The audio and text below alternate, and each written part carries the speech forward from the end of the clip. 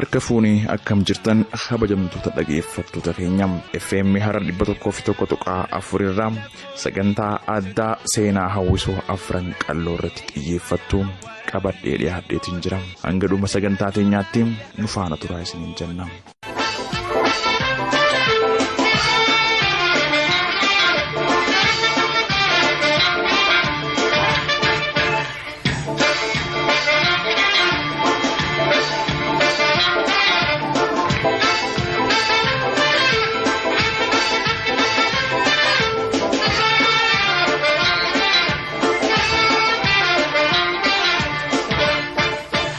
Muuziqaan Oromoo moggaasa afaan Oromootiin bifa hawwisoo ammayyaatiin jalqaba kan gurmaa'e hawwisoo afran qallooti.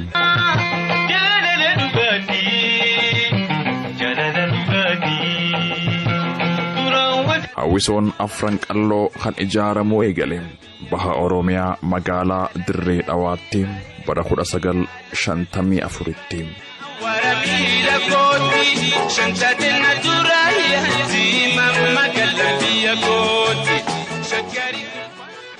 Seenaan jalqabiinsa ijaaramu hawwisoo afran qalloo dheeraa fi dinqisiisaadha. Akka himamutti aruuza yookaan cidha tokkootu magaalaa Dirree Dhawaa keessatti qophaa'ee ture. Warri aruuzaa kun haadhaa fi abbaan illee Oromoota. Cidha kanarratti hawwisoo afeeruun barbaadame. Garuu hawwisoon afaan Oromootiin sirbitu waan hin jirreef hawwisoo afaan Harariitiin sirbitu waamanii sirbisiisuun dirqamatti ta'e.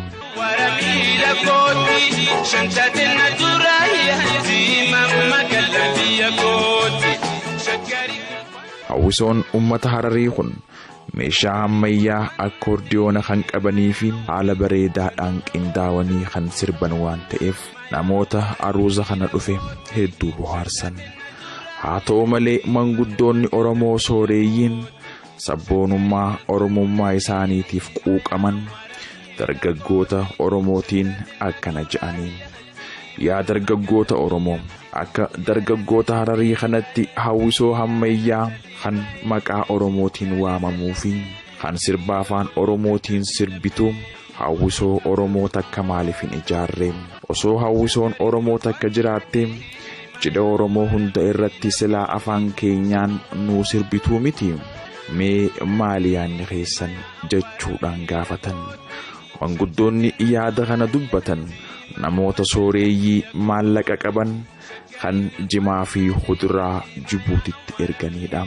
Isaan kun ammoo daldaltoota bebbeekamoo fi namoota dhaabbata baabura lafaatii fi warshaa qotanee keessa hojjetan turan. Kan akka Abdusalaam Haaji Muusaa, Muhammad Ibrahim Wadaay, Haaji Muusaa, Ismaa'il Galmoo, Hassan Umar, Idris Abdullee Misheel Jaarraa, Abdurrahmaan Adam yookaan Biikoo, Yusuf Gurraacha, Ibrahim Abdullee faadha turan. Garadaabee hanga arraataa'ee nanawuu jibbeegaa qonna malee jee magaalaa.